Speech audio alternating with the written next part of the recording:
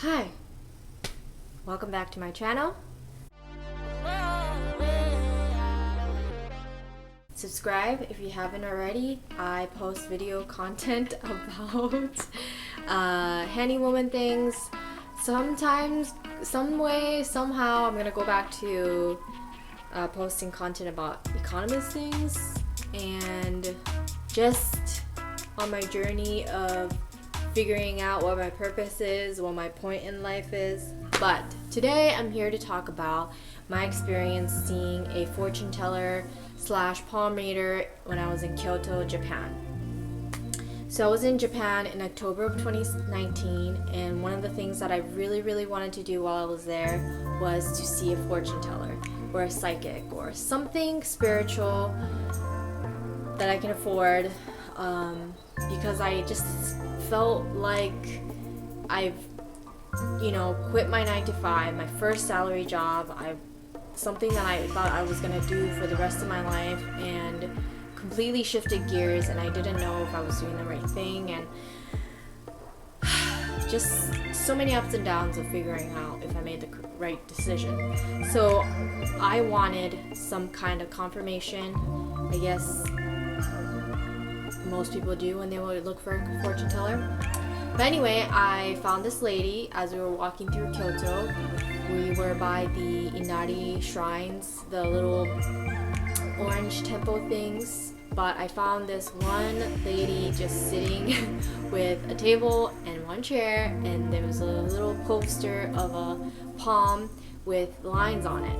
So I was like, someone else pointed it out actually. They were like, oh, you should go. And I said, you know what? If she's there when we get back after the hike, I'll go. So on the way back, which was a few hours, I wasn't even thinking about it when I was enjoying looking at everything upstairs, up at the hike and everything.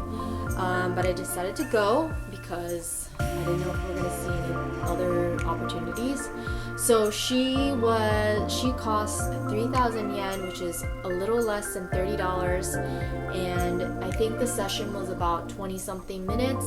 And first she just needed to know my birthday, and we as she was dispensing information about me, she asked information like what I do and why I'm here and about my family. She said that my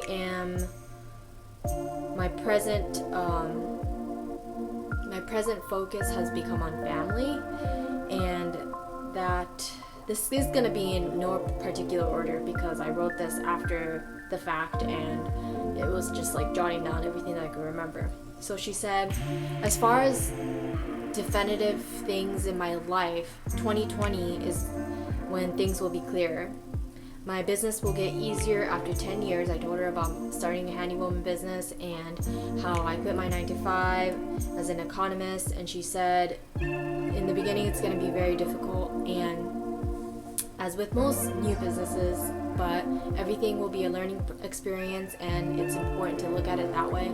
She said to try the business for 10 years, and after 10 years things are going to go very smoothly, which is kind of difficult to swallow. But anyway, that's what she said. She also said these lines on the side of my right arm or right hand, these definitive lines mean that marriage is in the future or should be in my life already. And she was wondering why I've been with my boyfriend for 5 years and I still have not married yet. And I basically said we already live together. We've been living together for a few years now, and we have 2 dogs together, so it kind of feels like we're married already. Maybe that's why.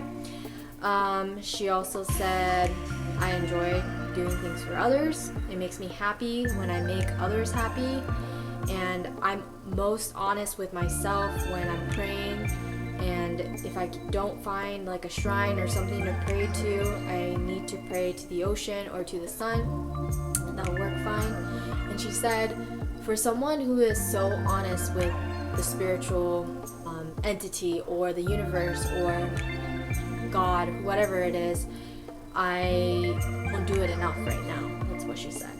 She said, I have an egotistical facade, but I actually have very low self-esteem. And if you need to cry, you should cry as hard as you want and sleep it off and try again the next day.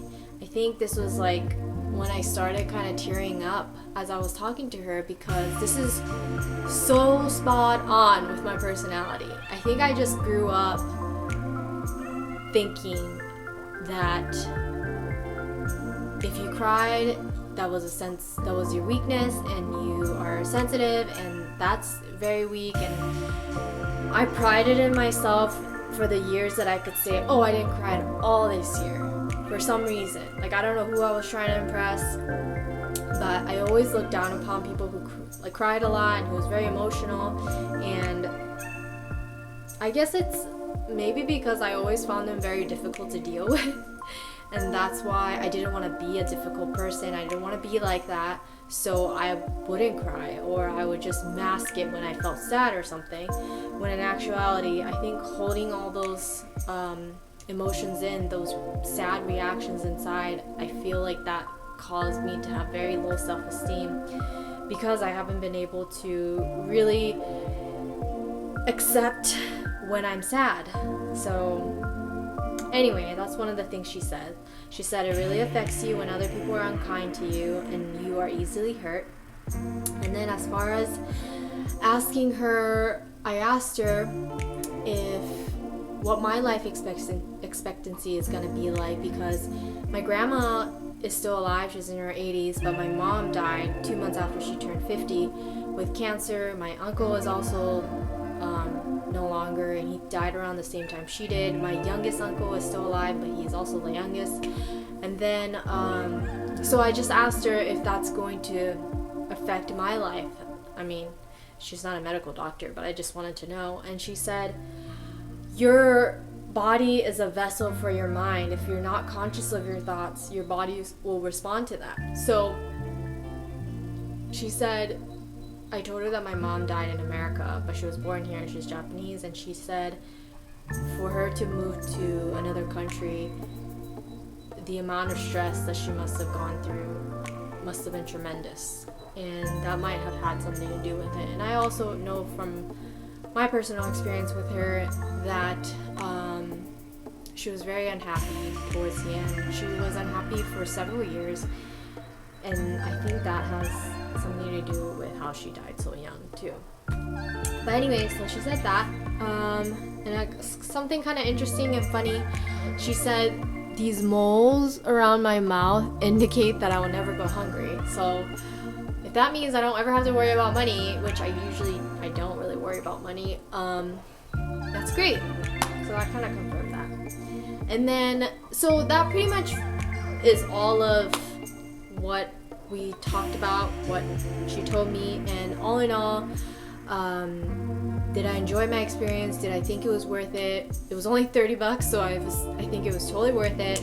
It was a little bit over 20 minutes of my time, and I feel like her reading my spirit, like reading my personality dead on, I feel like I'm more accepting of why I react in certain ways. I could look at myself in like from the outside and see what I'm doing, and when I need to kind of check myself and let myself know, like, hey, it's okay to not pretend like this doesn't hurt my feelings, or it's okay to want to cry and just cry right there, you know? Like, I feel like that really opened the floodgates, I guess. Like, I'm okay with, you know, what I thought would be showing weakness. I'm okay with crying, and if I need to now, you know, which is kind of crazy to think about, because why do I need some stranger to tell me that? But you know, I needed that. That's the kind of personality that I have, and that was really great.